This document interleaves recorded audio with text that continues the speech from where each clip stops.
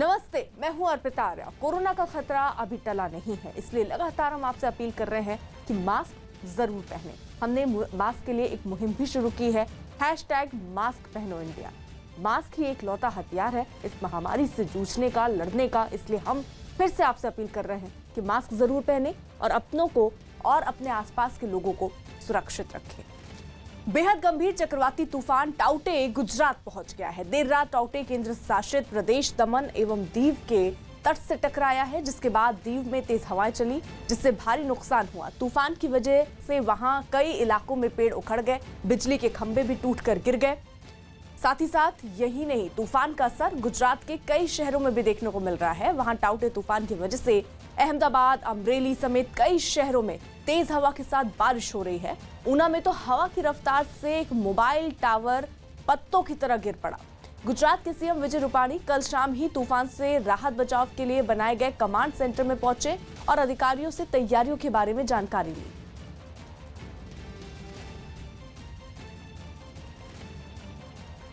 गुजरात में तूफान से प्रभावित जिलों में लोगों के राहत बचाव के लिए गांधीनगर में कंट्रोल रूम बनाया गया। गुजरात के सीएम विजय रूपाणी ने बीती शाम वहां पहुंचकर अधिकारियों से राहत बचाव के लिए उठाए जा रहे जो कदम है उसकी जानकारी ली।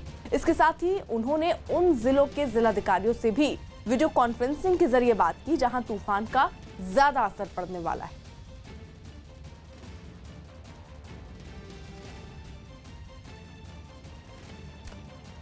गुजरात में टाउटे तूफान किस कदर आफत बना है, इसकी एक तस्वीर ऊना में भी दिखाई पड़ी। वहां तूफान की वजह से हवा इतनी तेज रफ्तार से चल रही थी कि एक मोबाइल टावर तिनके की तरह गिर पड़ा।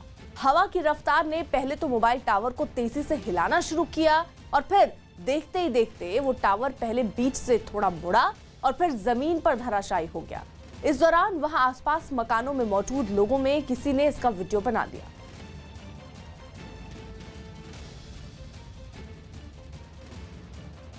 गुजरात में तूफान के खतरे को देखते हुए तैयारियां जोरों पर हैं। वहां के जामनगर में तूफान प्रभावित लोगों में बांटने के लिए 5000 फूड पैकेट तैयार किए जा रहे हैं। बताया गया कि तूफान से ज्यादा प्रभावित इलाकों के लोगों में ये फूड पैकेट बांटे जाएंगे।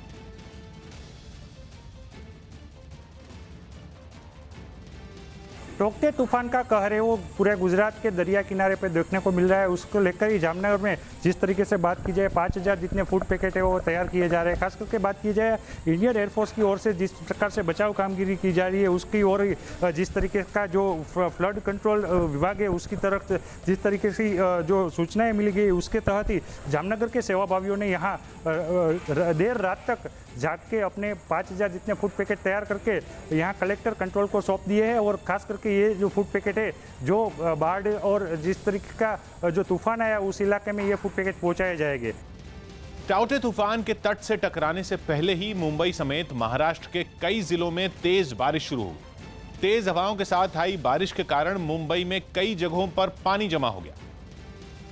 हालांकि पहले से लोगों को घरों में रहने की सलाह दी गई थी, इसलिए सड़कों पर ट्रैफिक ज्यादा नहीं दिखा। लेकिन सड़क पर जो भी गाड़ियां निकली उन्हें कई फीट तक के पानी से होकर गुजरना पड़ा। ये हालात हैं, बस देखिए या टू व्हीलर जो हैं वो पानी में फंसी हुई हैं और काफी ज्यादा मुश्किलों का सामना उन्हें करना पड़ रहा है। मुंबई में बारिश रात के वक्त शुरू हुई और दोपहर तक बंद नहीं हुई। अंधेरी, परेल और कुर्ला जैसे निचले इलाकों में कई फीट तक पानी जमा हो गया। जल जमाव जैसी स्थिति पैदा हो गई है। तस्वीर आपको दिखा रहा हूँ, कुर्ला इलाके की तस्वीर है जहाँ पर घुटने भर से ज्यादा पानी भरा हुआ है। कई जगहों से नुकसान की खबरें भी आईं। एक जगह सड़क पर चलती हुई सामान ढोने वाली एक गाड़ी पर एक बड़ी सी होर्डिंग अचानक गिर गई। काफी देर तक होर्डिंग को हटाने की कोशिश चलती रही। ठाणे और नवी मुंबई में भी बारिश के साथ तेज हवाएं चली। इसके अलावा कई जगहों पर पेड़ों के गिरने की घटनाएं भी हुई। मुंबई में ज्यादा नुकसान इसलिए हुआ क्योंकि टाउटे तूफान महाराष्ट्र के समुद्री तट के पास से गुजरा। अरब सागर में बना यह चक्रवाती तूफान उत्तर दिशा की तरफ आगे बढ़ा, यानी महाराष्ट्र के तट के साथ साथ चलता हुआ गुजरात के तट की तरफ बढ़ा। गुजरात के तट से टकराने से पहले ही तूफान का असर महाराष्ट्र के कई हिस्सों में देखा गया, जिसका अनुमान मौसम विभाग ने पहले ही जता दिया था। इसीलिए लोगों को घरों में रहने की सलाह दी गई थी। इसके अलावा मुंबई एयरपोर्ट को 11 घंटों के लिए बंद किया गया, जिसकी वजह से कई उड़ानें रद्द कर दी गई। मुंबई के बांद्रा वर्ली सी लिंक को भी बंद कर दिया गया। इसके अलावा एनडीआरएफ और एसडीआरएफ की कई टीमों की तैनाती राज्य में उन जगहों पर कर दी गई जहां नुकसान की आशंका थी। नौसेना और कोस्ट गार्ड की टीमें और एनडीआरएफ के साथ संपर्क में रहीं और समुद्र में तूफान की चाल पर नजर रखती रहीं, जिसके लिए बाकायदा एक कंट्रोल रूम बनाया गया। कंट्रोल रूम में बड़ी बड़ी स्क्रीन लगाकर तूफान की चाल पर नजर रखी जाती रही। समुद्र तट के पास के अलग अलग शहरों में लगे सीसीटीवी कैमरों की तस्वीरें भी देखने के इंतजाम किए गए। महाराष्ट्र के कैबिनेट मंत्री आदित्य ठाकरे ने भी कंट्रोल रूम पहुंचकर तूफान से जुड़ी तैयारियों का हाल देखा। मौसम विभाग समेत तमाम सरकारी एजेंसियों से मिलने वाली हर छोटी बड़ी जानकारी पर कंट्रोल रूम तुरंत एक्शन में आता है। जरूरी होने पर बचाव दल की टीमों को मौके पर भेजा जाता है। जब भी कोई भी डिस्ट्रेस अलर्ट आएगी, वेदर टेलीफोनिकली आती है या ईमेल पे आती है, तो यहाँ पे इसका रिस्पांस इमीडिएटली किया जाता है। जिस वक्त तूफान ने समुद्र में खलबली मचाई, उसी वक्त कई निजी कंपनियों के जहाज तूफान में फंस गए। सूचना मिलते ही नौसेना के जहाज मदद के लिए पहुंचे और फंसे हुए सैकड़ों लोगों को सुरक्षित बचाने में कामयाबी हासिल की। ताउते तूफान की वजह से मुंबई के गेटवे ऑफ इंडिया पर तबाही जैसा मंजर दिखने लगा। वहां सड़क पर लगी लोहे की बैरिकेडिंग टुकड़े टुकड़े हो गई, जबकि फुटपाथ पर एक बड़ा गड्ढा भी दिखाई पड़ा। देर रात तक समुद्र में लहरों का तेजी से उठना जारी रहा। मुंबई में टाउटे साइक्लोन ने काफी तबाही मचाई है। मैं इस वक्त मौजूद हूं गेटवे ऑफ इंडिया पर, ताज होटल के सामने, और यहां पर आप तस्वीरें देखिए कि किस तरह की तबाही के मंजर हैं जो साइक्लोन ने मचाया है पूरे दिनों में। पूरे दिन में साइक्लोन के चलते लगातार मूसलाधार बारिश हुई, तेज हवाएं करीब 115 से 120 किलोमीटर तक की हवाएं चली और अभी भी चल रही हैं। लेकिन जो तबाही का मंजर मैं आपको दिखाता हूं, ये तबाही का आलम है। आलम ये कि जो फुटपाथ का हिस्सा है, समुद्र के किनारे वाला एक बड़ा हिस्सा जो है, वहां की जमीन धंस गई है। इसकी बड़ी वजह यह है कि जो हाई टाइड था समुद्र में, उसके चलते कई फीट ऊंची जो है वो लहरें उठ रही थी और वो पानी जो है बाहर आ रहा था और इसी दौरान ये हिस्सा धंस गया। दूसरी तरफ ये रोड जो है पानी से भरी हुई थी और इसी के चलते ये तबाही हुई। अब देखिए जो बैरिकेटिंग्स है उसका एक हिस्सा कहीं और है, दूसरा हिस्सा कहीं और, यानी ये बैरिकेटिंग्स टूट चुकी हैं। लोहे की बैरिकेटिंग्स है, लेकिन तबाही इतनी ज्यादा मचाई साइक्लोन ने कि उनके सामने ये भी जो है बच नहीं पाई। दिल्ली के पास यूपी के गाजियाबाद के यति नरसिम्हानंद सरस्वती नाम के महंत की हत्या की साजिश का पुलिस ने पर्दाफाश किया। न्यूज़ 18 के आनंद तिवारी की रिपोर्ट है कि इसका प्लान पाकिस्तानी आतंकी संगठन जैश-ए-मोहम्मद ने बनाया था, जिसका पता दिल्ली पुलिस की स्पेशल सेल को मोहम्मद डार नाम के एक आरोपी की गिरफ्तारी के बाद चला, जो जम्मू कश्मीर के पुलवामा का रहने वाला है। बताया गया कि साधु की वेशभूषा में उनको मारने की साजिश थी। आरोपी के पास से पिस्तौल, 15 कारतूस, भगवा रंग का कुर्ता, कलावा, पूजा में इस्तेमाल होने वाला टीका और साधुओं के पहनने वाले कपड़े बरामद होने का पुलिस ने दावा किया है। इस घटना के बाद महंत के मंदिर की सुरक्षा बढ़ा दी गई। कुछ दिन पहले नरसिम्हानंद ने मुस्लिम धर्मगुरु के खिलाफ आपत्तिजनक टिप्पणी की थी, जिसके बाद दिल्ली पुलिस ने उन पर मुकदमा दर्ज किया। मैं भी तैयार बैठा हुआ हूं, मैं कोई कीड़ा मकोड़ा नहीं हूं जो ऐसे ही मारा जाऊंगा। आइए, बहुत बहुत स्वागत है आपका और स्वागत की तैयारी में पूरा बैठा हुआ हूं। हर हर महादेव। पटना के एक निजी अस्पताल के कर्मचारी पर छेड़छाड़ का आरोप लगा। पटना के एक निजी अस्पताल में भर्ती एक महिला मरीज ने वहां के एक कर्मचारी पर छेड़छाड़ का आरोप लगाया। ये महिला वहां कोरोना का इलाज करवा रही है और उसकी बेटी ने पुलिस से इस बात की शिकायत की। लखनऊ के मेदांता अस्पताल में भर्ती समाजवादी पार्टी के सांसद आजम खान की हालत में पहले से काफी सुधार आया। इसके बाद उन्हें आईसीयू से हटाकर वार्ड में शिफ्ट कर दिया गया। मध्य प्रदेश के उज्जैन में कांग्रेस प्रवक्ता नूरी खान को पुलिस ने गिरफ्तार कर लिया। नूरी खान वहां कोरोना मामले में राज्य के स्वास्थ्य मंत्री प्रभुराम चौधरी को ज्ञापन सौंपने गई थी। इसी दौरान उन पर धारा 144 का उल्लंघन करने का आरोप लगा। 144 लागू, उस हिसाब से उन पे कार्रवाई की जाएगी। कोरोना संकट के बीच यूपी के मेरठ में बीजेपी नेता गोपाल शर्मा का एक वीडियो वायरल हो गया, जिसमें वो हनुमान चालीसा का पाठ करके हवन का धुआं इलाके में घुमाते नजर आए। उनका दावा है कि इससे हवा में फैला वायरस खत्म हो जाएगा। कांग्रेस विधायक और मध्य प्रदेश के पूर्व मंत्री उमंग सिंगार के घर एक महिला का शव मिलने पर सियासत तेज हो गई। बीजेपी ने पूर्व मंत्री पर हत्या का केस दर्ज करने की मांग की। आत्महत्या नहीं, हत्या का केस है और पूर्व मंत्री उमंग सिंगार पर यह प्रकरण दर्ज होना चाहिए।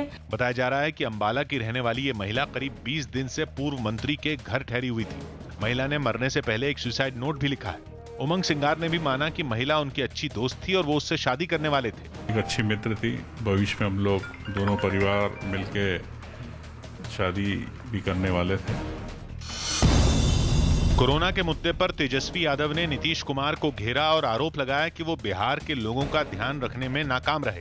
लोगों की उम्मीद नीतीश कुमार जी से, बीजेपी से नहीं रह गई। जिसके जवाब में जेडीयू ने तेजस्वी को खरी खरी सुना दी। तेजस्वी यादव जी जनता के काम नहीं करना चाहते हैं, इसलिए बहाने बनाते हैं।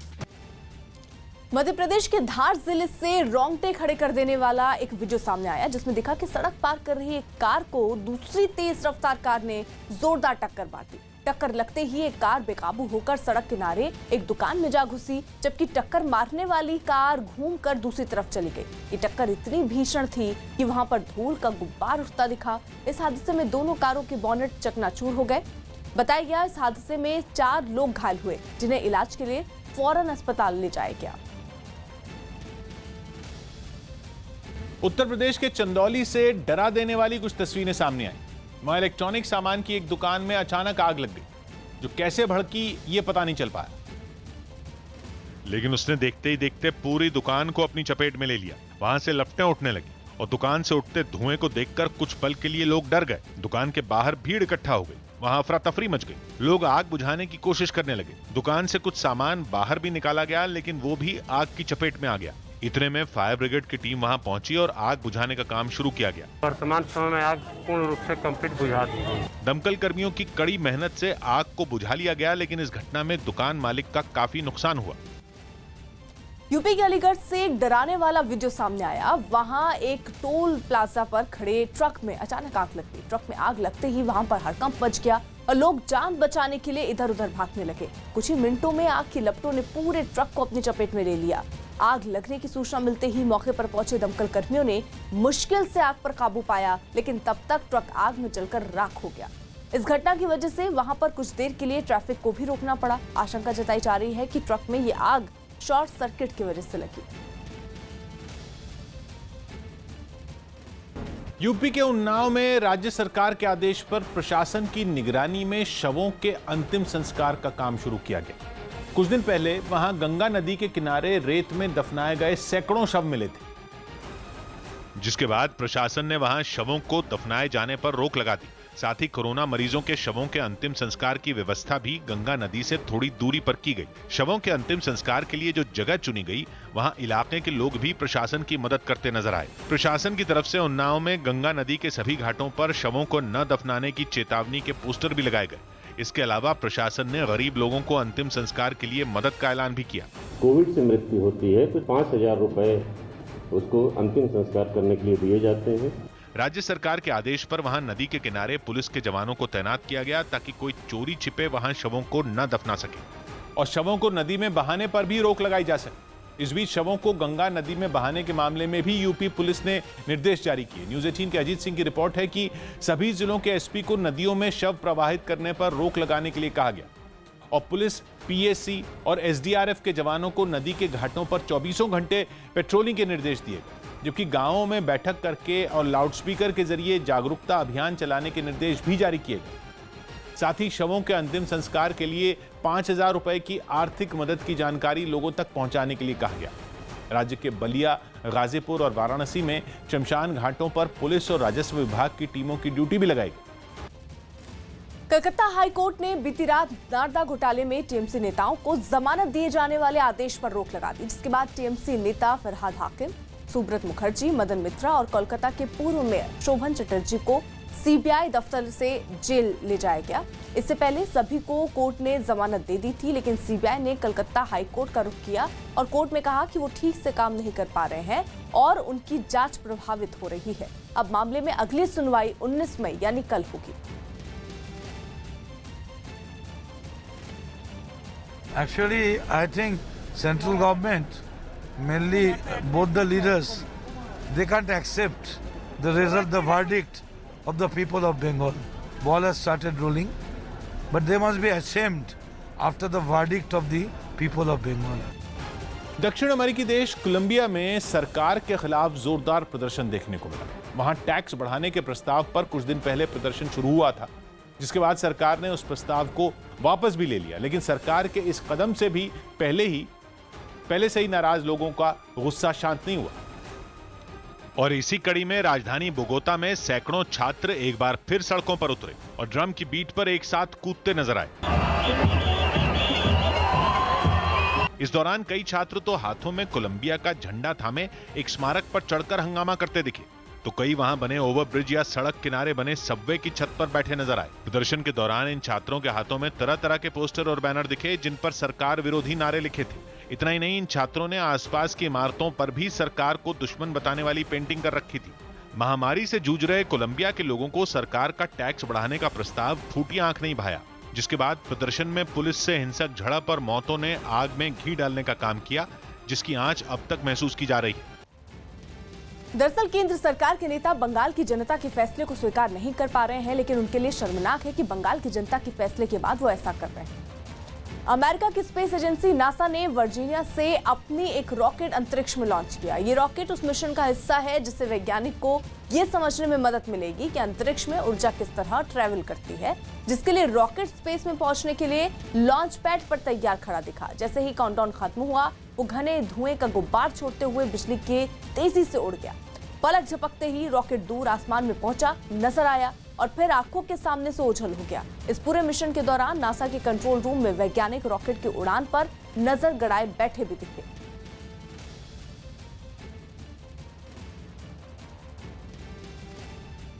गुरुग्राम के बाद दिल्ली के पास नोएडा में भी ड्राइव थ्रू वैक्सीनेशन मुहिम शुरू कर दी गई।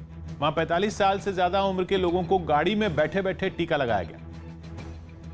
जो पहली डोज लगवाने के लिए नोएडा के एक मॉल में पहुंचे, इन लोगों में केवल कार में बैठे लोग ही नहीं बल्कि मोटरसाइकिल पर सवार लोग भी शामिल थे, जिनका पहले रजिस्ट्रेशन नंबर और टाइम स्लॉट चेक किया गया और फिर उन्हें वैक्सीन लगा दी गई। जिन लोगों को टीका लगा वो गाड़ी से नीचे तक नहीं उतरे और टीका लगवाकर आगे बढ़ गए। एहतियात के तौर पर वो मॉल की पार्किंग में 30 मिनट तक रुके और सब ठीक होने पर घर चले गए। वैक्सीन लगने के बाद आप आगे जहां पर पार्किंग लॉट है वहां पर आपको करीबन 30 मिनट तक इंतजार करना पड़ेगा। ये अभियान देश के कई दूसरे शहरों में भी चल रहा है और उन जगहों की तरह ही नोएडा के लोगों ने भी इस सुरक्षित तरीके की तारीफ की। बहुत अच्छा सा लग गया, गाड़ी में बैठे हुए लग गया, आसान है। नोएडा के 2 मॉल ऐसे हैं जहां ये अभियान चलाया जा रहा है। शुरुआत में इन जगहों पर वैक्सीन की 100 डोज लगाई जा रही हैं, जो आने वाले दिनों में बढ़ाई जाएगी। कोरोना संकट में बेघर हुए लोगों की मदद पर केंद्र सरकार से जवाब मांगा गया। दिल्ली हाईकोर्ट ने केंद्र, राज्य सरकार, पुलिस और राष्ट्रीय मानवाधिकार आयोग को नोटिस जारी किया। इसमें अदालत ने सभी से कोरोना संकट के दौरान बेघर और गरीब लोगों के लिए खाने, रहने और उनकी आर्थिक मदद पर जवाब मांगा। ओडिशा में होने वाली हॉकी प्रो लीग को स्थगित कर दिया गया क्योंकि न्यूजीलैंड की टीम ने कोरोना खतरे की वजह से भारत आने से इनकार कर दिया। दोनों टीमों को 29 और 30 मई को ये मैच खेलने थे। अब इससे भारतीय टीम की ओलंपिक्स की तैयारियों पर भी असर पड़ेगा। मुंबई के पास वसई में एक फर्नीचर की दुकान में आग लग गई, जिससे काफी नुकसान हुआ। दिल्ली हाईकोर्ट ने सेंट्रल विस्टा प्रोजेक्ट पर अपना फैसला सुरक्षित रख लिया। इससे पहले कोर्ट में एक याचिका दायर की गई थी जिसमें इस प्रोजेक्ट के काम पर रोक लगाने की मांग की गई थी।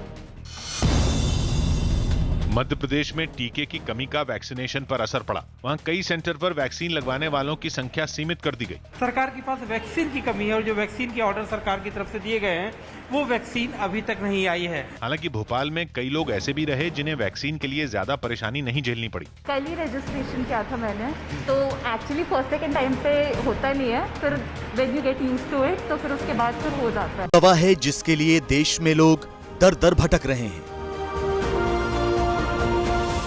ये वो दवा है जिसके लिए लोग कतार लगाए दवा की दुकानों पर खड़े हैं। ये वो इंजेक्शन है जिसके लिए सोशल मीडिया पर लोग देश की हस्तियों से मदद की गुहार लगा रहे हैं। टाउटे तूफान का असर राजस्थान के कुछ जिलों में दिखने लगा है, जिनमें डूंगरपुर भी शामिल है, जहां अचानक मौसम ने करवट ली है और वहां पर तेज हवाओं के साथ जोरदार बारिश शुरू हो गई है। वहां से सामने आई तस्वीरों में दिखा कि तेज हवा में बड़े बड़े पेड़ उखड़कर जमीन पर गिर पड़े, जबकि कुछ जगहों पर टिन शेड भी उखड़ गए। इतना ही नहीं, कुछ इलाकों में बिजली के खंभे भी गिर गए, जिसकी वजह से बिजली सप्लाई ठप पड़ गई। पेड़ों के गिरने से रास्ते बंद हो गए, जिनको खोलने में प्रशासन ने पूरी ताकत झोंक दी। साथ ही तूफान के खतरे को देखते हुए लोगों से घरों में रहने की अपील की गई।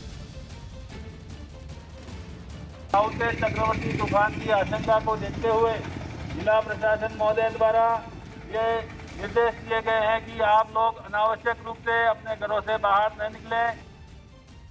क्योंकि मौसम विभाग ने आज राजस्थान में टाउटे तूफान के दाखिल होने का अलर्ट जारी किया। न्यूज 18 के सौरभ गृहस्थी की रिपोर्ट है कि टाउटे तूफान का असर 18 और 19 मई को पूरे राजस्थान में दिखाई देगा, लेकिन सबसे ज्यादा असर उदयपुर और जोधपुर संभाग के कुछ जिलों पर पड़ेगा, जहां भारी बारिश की आशंका जताई गई। मौसम विभाग के मुताबिक राज्य के कुछ जिलों में 200 मिलीमीटर से ज्यादा बारिश हो सकती है। साथ ही 50-60 किलोमीटर प्रति घंटे की रफ्तार से हवाएं भी चल सकती हैं।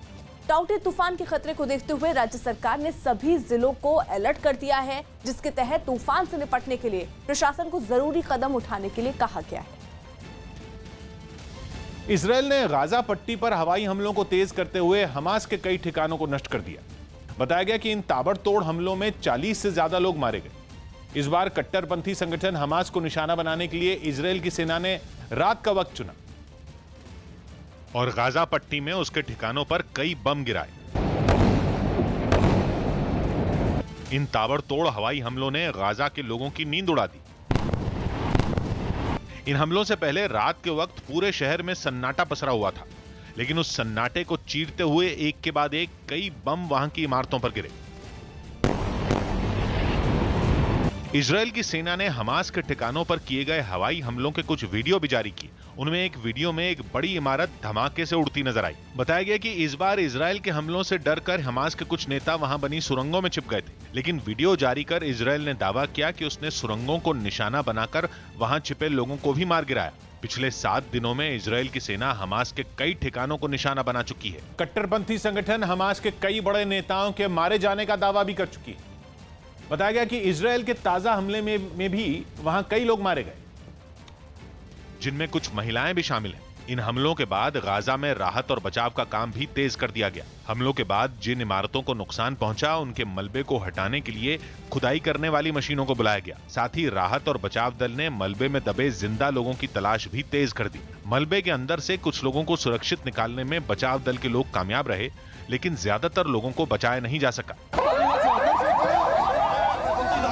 इजरायल के ताबड़तोड़ हवाई हमलों के बाद हमास ने भी उस पर पलटवार किया। रात को हुए हमलों का जवाब सुबह के वक्त दिया गया और एक के बाद एक कई रॉकेट इजरायल की तरफ छोड़े गए।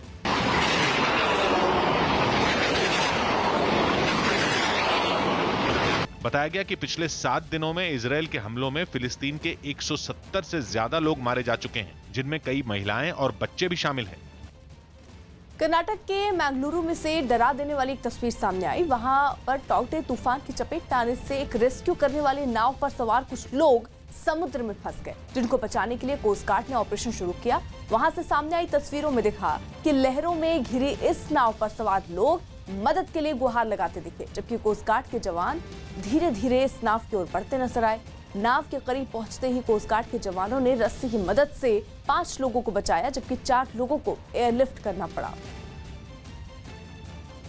उत्तराखंड में मौजूद मशहूर केदारनाथ मंदिर के कपाट बिना श्रद्धालुओं के ही खोल दिए गए। बताया गया कि इसके लिए मंदिर को 11 क्विंटल फूलों से सजाया गया। कोरोना वायरस की वजह से वहां आम लोगों के पहुंचने पर रोक है, जिस वजह से केवल पुजारियों और मंदिर समिति से जुड़े कुछ लोगों की मौजूदगी में केदारनाथ मंदिर के कपाट को पूजा पाठ के बाद खोल दिया गया। इस दौरान वहां मौजूद लोग जयकारे लगाते रहे।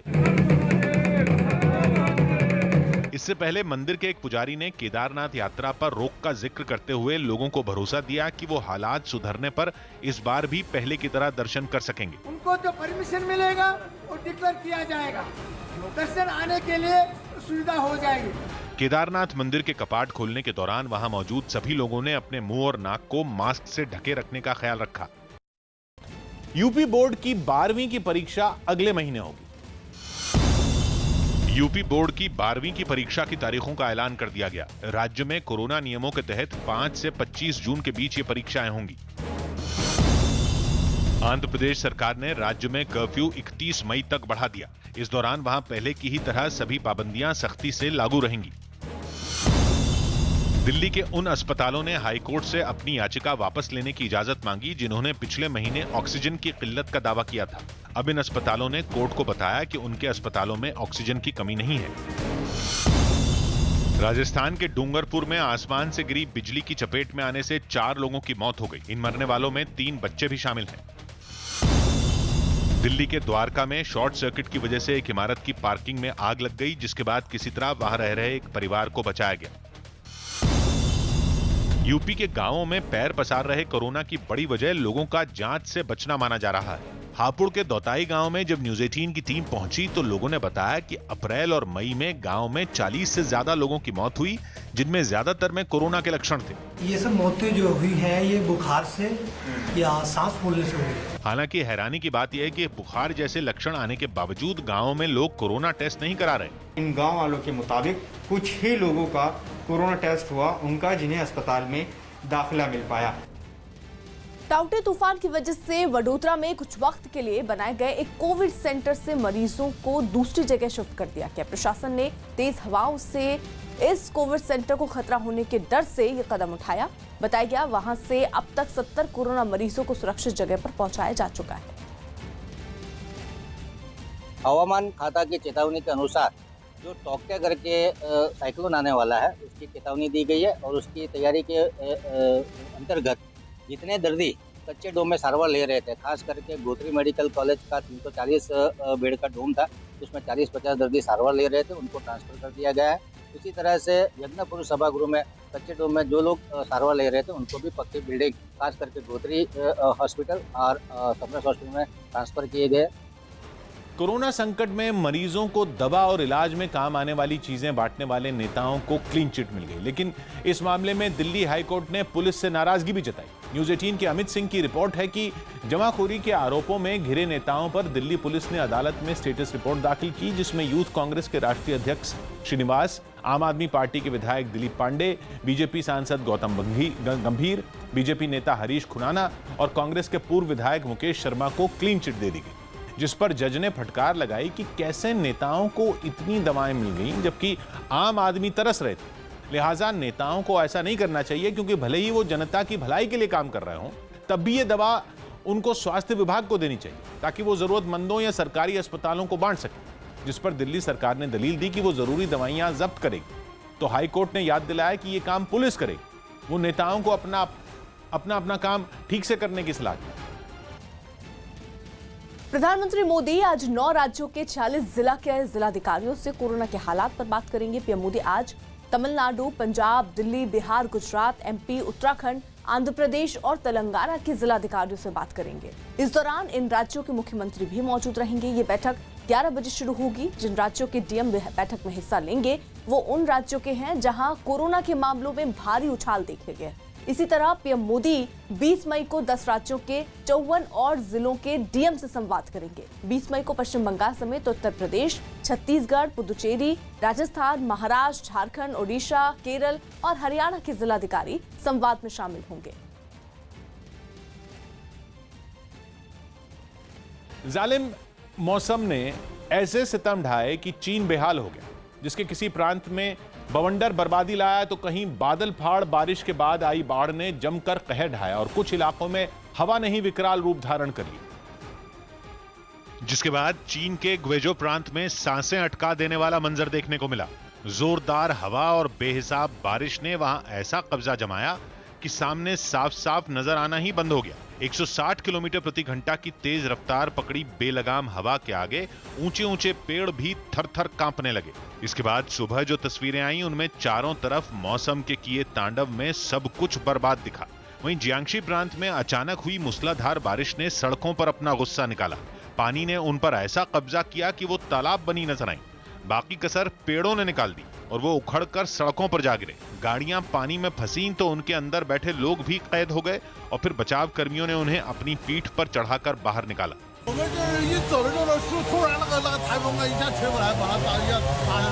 चीन के ज्यादातर प्रांतों में एक जैसा हाल नजर आया। पड़ोस के हुबे प्रांत में भी जांबाज बचाव कर्मी अपनी जान हथेली पर रखकर पानी में जाकर लोगों को बचाते दिखे। वहां के एक इलाके में तो नदी का जलस्तर इतना बढ़ गया कि उस पर बने पुल से गुजर रहा एक ट्रक पानी के बीचों बीच फंसा दिखा। उसमें सवार लोगों को पानी से बाहर निकालने के लिए बचाव कर्मी जमीन आसमान एक करते नजर आए। वहीं पूरी दुनिया में कोरोना फैलाने वाले हुबे प्रांत के वुहान शहर में 3 दिन पहले आया बवंडर 8 लोगों को निगल गया। उसने इतनी तबाही मचाई कि वहां 2 दर्जन से ज्यादा मकान टूट गए। नारदा घोटाले में टीएमसी नेताओं की गिरफ्तारी के बाद भड़के पार्टी समर्थकों ने सीबीआई दफ्तर के बाहर जमकर हंगामा किया। बंगाल के राज्यपाल ने ममता मंत्रिमंडल के शपथ ग्रहण से एक दिन पहले इस मामले में जांच का आदेश दिया था, जिसके बाद सीबीआई ने कार्रवाई तेज कर दी। और जैसे ही उसने बंगाल के 2 मंत्रियों समेत 4 लोगों को गिरफ्तार किया, टीएमसी समर्थक आग बबूला हो गए। वो कोलकाता में सीबीआई दफ्तर के बाहर इकट्ठा हो गए। गुस्से से तमतमाए इन लोगों ने वहां पत्थरबाजी भी की। इन लोगों ने पहले गेट खोलकर अंदर घुसने के लिए पूरी जान लगा दी, जिसके बाद सुरक्षा कर्मियों के लिए उन्हें संभालना मुश्किल हो गया, क्योंकि आग बबूला टीएमसी समर्थक वहां लगे बैरिकेड गिराने लगे। यही नहीं, उनकी सीबीआई दफ्तर के बाहर तैनात सुरक्षा कर्मियों से जोरदार झड़प हुई। फिर क्या था, हालात बिगड़ते देखकर सुरक्षा कर्मियों ने प्रदर्शनकारियों पर लाठीचार्ज कर दिया, जिसने टीएमसी समर्थकों के गुस्से में आग में घी डालने जैसा काम किया और उन्होंने सुरक्षा कर्मियों पर पथराव कर दिया। इन लोगों के हाथ में जो सामान आया, उन्होंने उसे सुरक्षा कर्मियों की ओर फेंका। मुख्यमंत्री ममता बनर्जी निजाम पैलेस में अंदर सीबीआई के दफ्तर में बैठी हुई हैं। समर्थक हैं टीएमसी के जो विरोध प्रदर्शन कर रहे हैं, अंदर घुसने की कोशिश में इन्होंने पत्थर बरसाए। टीएमसी समर्थकों का ऐसा आक्रामक रुख देखकर एक बार तो सुरक्षा कर्मियों को पीछे हटना पड़ा। हालांकि थोड़ी ही देर बाद वो फिर से प्रदर्शनकारियों को रोकने में जुट गए। कोलकाता के सीबीआई दफ्तर के बाहर टीएमसी समर्थकों ने तो अंदर राज्य की मुख्यमंत्री ममता बनर्जी ने अपनी पार्टी के नेताओं की गिरफ्तारी का विरोध किया। वो अपने मंत्रियों से पूछताछ के दौरान ही सीबीआई दफ्तर पहुंच गईं। और खबर है कि अपना विरोध जताने के लिए ममता बनर्जी सीबीआई दफ्तर के अंदर करीब 6 घंटे तक धरने पर बैठी। पता चला कि नाराज ममता ने सीबीआई से कहा कि वो उन्हें भी गिरफ्तार कर लें, क्योंकि हफ्ते के पहले दिन नारदा घोटाले में सीबीआई ने टीएमसी नेताओं को गिरफ्तार करना शुरू कर दिया। और सुबह सुबह उसकी टीम राज्य के मंत्री फिरहाद हकीम के घर पहुंच गई, जिसके बारे में पता चलते ही उनके समर्थक वहां इकट्ठा होने लगे। उन्होंने वहां का रास्ता रोक दिया और सड़क पर बैठकर नारे लगाने लगे। हंगामे और विरोध के बीच सीबीआई की टीम फिरहाद हकीम को अपने दफ्तर लेकर पहुंची। इसके अलावा सीबीआई ने नारदा घोटाले में आरोपी राज्य के मंत्री सुब्रत मुखर्जी, टीएमसी विधायक मदन मित्रा और कोलकाता के पूर्व मेयर शोभन चैटर्जी को भी गिरफ्तार किया, जिसके बाद बंगाल सरकार और केंद्र के बीच का मनमुटाव फिर सामने आ गया। एक और ममता ने अपना विरोध जताने के लिए सीबीआई दफ्तर के अंदर करीब 6 घंटे बिताए, तो वहीं उनके मंत्रियों ने इसे सियासी चाल बताकर सीधा केंद्र पर हमला बोल दिया। वेंडेटा कहेंगे आप? सटलली। लेकिन राज्य के राज्यपाल ने सीबीआई दफ्तर के बाहर टीएमसी समर्थकों के हंगामे पर कोलकाता पुलिस को कटघरे में खड़ा कर दिया और अपने ट्वीट में लिखा कि जिस समय यह हंगामा हो रहा था, कोलकाता पुलिस मूक दर्शक बनी देख रही थी। जबानी जंग के बीच सीबीआई ने चारों नेताओं को अदालत में वीडियो कॉन्फ्रेंसिंग के जरिए पेश किया। ऐसा उसके दफ्तर के बाहर हो रहे बवाल की वजह से किया गया। कोरोना की दूसरी लहर के बीच पहली बार नए कोरोना मरीजों की संख्या 3 लाख से कम दर्ज की गई। न्यूज़ 18 के रवि सिंह की रिपोर्ट है कि देश के कई हिस्सों में नए कोरोना मरीजों की तादाद में काफी कमी आई है, जिसकी वजह से पिछले 26 दिनों से पहली बार ऐसा हुआ जब 24 घंटे में नए कोरोना मरीजों की तादाद 3 लाख से कम रही। पिछले 26 दिनों से यह आंकड़ा 3 लाख के ऊपर था और कुछ दिन पहले तो 4 लाख को भी पार कर चुका था। पिछले 24 घंटों में देश भर में कोरोना के करीब 2,80,000 नए मरीज सामने आए, जबकि एक दिन पहले यह आंकड़ा 3,10,000 से भी ज्यादा था। 2 बार के ओलंपिक मेडलिस्ट सुशील कुमार पर दिल्ली पुलिस ने 1 लाख के इनाम का ऐलान किया। यही नहीं, सुशील के साथ ही अजय की खबर देने वालों को भी 50,000 रुपए के इनाम का ऐलान किया गया। सुशील कुमार पर पहलवान सागर धनखड़ हत्याकांड में शामिल होने का आरोप है। पुलिस के मुताबिक 5 मई को पहलवान सागर की हत्या में सुशील के अलावा उनके सहयोगी अजय ने अहम भूमिका निभाई थी। 5 मई को मॉडल टाउन के छत्रसाल स्टेडियम में फ्लैट खाली करवाने को लेकर पहलवानों के 2 गुट आपस में भिड़ गए थे, जिनमें 5 पहलवान गंभीर रूप से घायल हो गए थे और सागर ने इलाज के दौरान दम तोड़ दिया था। उत्तर प्रदेश के कासगंज से चौंकाने वाला एक वीडियो सामने आया, जहां चुनावी रंजिश में 2 गुटों के बीच गोलीबारी हुई और पथराव किया गया। बताया गया कि पंचायत चुनाव के बाद से ही दोनों पक्षों में विवाद था। लेकिन एक दिन ऐसा हुआ कि गांव का एक बड़ा हिस्सा रण क्षेत्र में बदल गया। वहां से जो वीडियो सामने आया, उसमें एक छत के ऊपर खड़े कुछ लड़के दूसरे गुट के लोगों पर पथराव करते दिखाई दिए, जबकि दूसरे पक्ष के कुछ लोग उन्हें ललकारते नजर आए। इसी बीच फायरिंग की आवाज भी सुनाई दी, जिससे वहां अफरा तफरी मच गई। थोड़ी देर तक इसी तरह दोनों पक्षों के बीच पत्थरबाजी होती रही, जिसके डर से गांव के कई लोग अपने घरों में दुबके रहे। चुनावी रंजिश की ऐसी ही कुछ तस्वीरें एटा से भी सामने आईं, जहां दो पक्षों की महिलाओं में मारपीट हुई। इतना ही नहीं, देखते ही देखते दोनों तरफ की महिलाएं एक दूसरे पर लाठियों से हमला करने लगी। इसके बाद बीच बचाव कर उन महिलाओं को एक दूसरे से अलग कर दिया गया। बताया गया कि पंचायत चुनाव में एक पक्ष के उम्मीदवार को वोट नहीं देने पर यह विवाद शुरू हुआ था। उत्तराखंड और हिमाचल में बारिश की चेतावनी जारी की। उत्तराखंड और हिमाचल प्रदेश के कई जिलों में बुधवार और गुरुवार को तेज बारिश और आंधी की चेतावनी जारी की गई।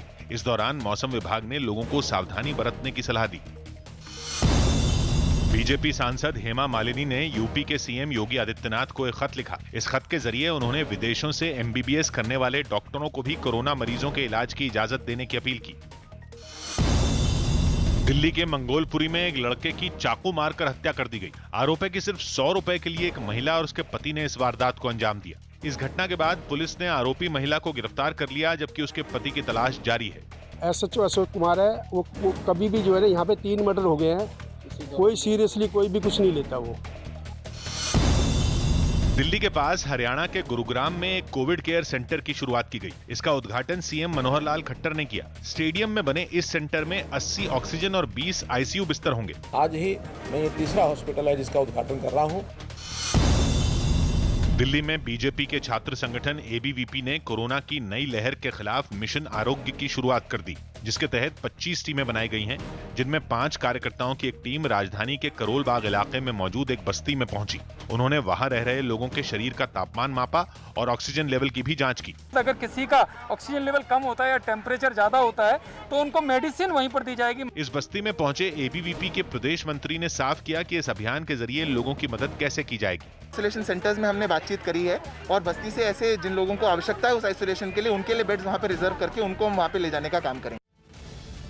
जम्मू कश्मीर के किश्तवाड़ में 11,000 फीट की ऊंचाई पर फंसे एक परिवार की सेना ने मदद की। बताया गया कि 2 बच्चों के साथ ये परिवार कठुआ से वहां पहुंचा था, जो बर्फबारी होने की वजह से बीच रास्ते में फंस गया। जैसे ही इसकी जानकारी सेना को मिली, कुछ जवान खाने पीने का सामान और कुछ दवाएं लेकर उनके पास 24 घंटे के अंदर पहुंच गए और इस तरह सेना के इन जवानों ने इस परिवार की मदद की।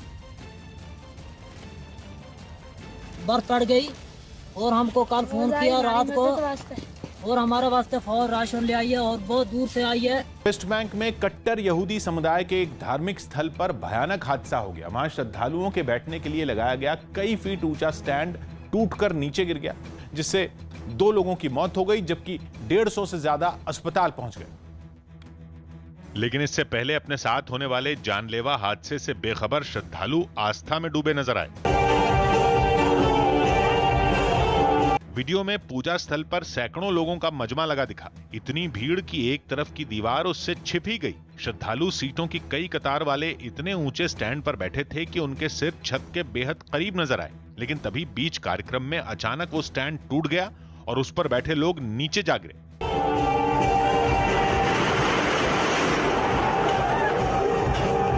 इसके बाद तो वो स्टैंड फर्श पर बिखरा दिखा और बाकी बचे हिस्से पर श्रद्धालुओं की जगह उनकी बस टोपियां ही नजर आईं। हादसे की जानकारी मिलते ही पुलिस फौरन घटनास्थल पर पहुंची। लोगों की जान बचाने के लिए इजरायल की सेना ने भी मोर्चा संभाल लिया। घायलों को जल्द से जल्द अस्पताल पहुंचाने के लिए हेलीकॉप्टर भी हवा में मंडराते नजर आए। लोग आए तो थे अपने पैरों पर चलकर, लेकिन वापस गए स्ट्रेचरों पर। लेकिन हैरानी की बात यह रही कि जिस पूजा स्थल पर हादसा हुआ वो पूरा बनकर तैयार तक नहीं हुआ था। उसका निर्माण चल ही रहा था, लेकिन लापरवाही की इंतहा इस कदर थी कि इसके बावजूद वहां कार्यक्रम का आयोजन किया गया और धार्मिक स्थल शमशान में बदल गया। छत्तीसगढ़ के महासमुंद से चौंका देने वाली कुछ तस्वीरें सामने आई। वहां खाने की तलाश में निकला एक भालू रिहायशी इलाके में कुएं में जा गिरा, जिसे वन विभाग की टीम ने बचाया, जिसके लिए उन्होंने लकड़ी की कई सीढ़ियों को एक दूसरे से बांधकर उन्हें एक बनाया। ऐसा इसलिए करना पड़ा क्योंकि कुएं की गहराई काफी ज्यादा थी। फिर वन विभाग के कर्मचारियों ने धीरे धीरे सीढ़ी को नीचे तक पहुंचाया। आराम से बिल्कुल। इलाके के लोग ये सब कुछ अपने मकानों की छत पर खड़े रहकर देखते रहे। इस बीच सीढ़ी की मदद से भालू ऊपर आ गया और कुएं से निकलने के बाद वो गलियों से गुजरता हुआ भागते भागते जंगल की तरफ चला गया।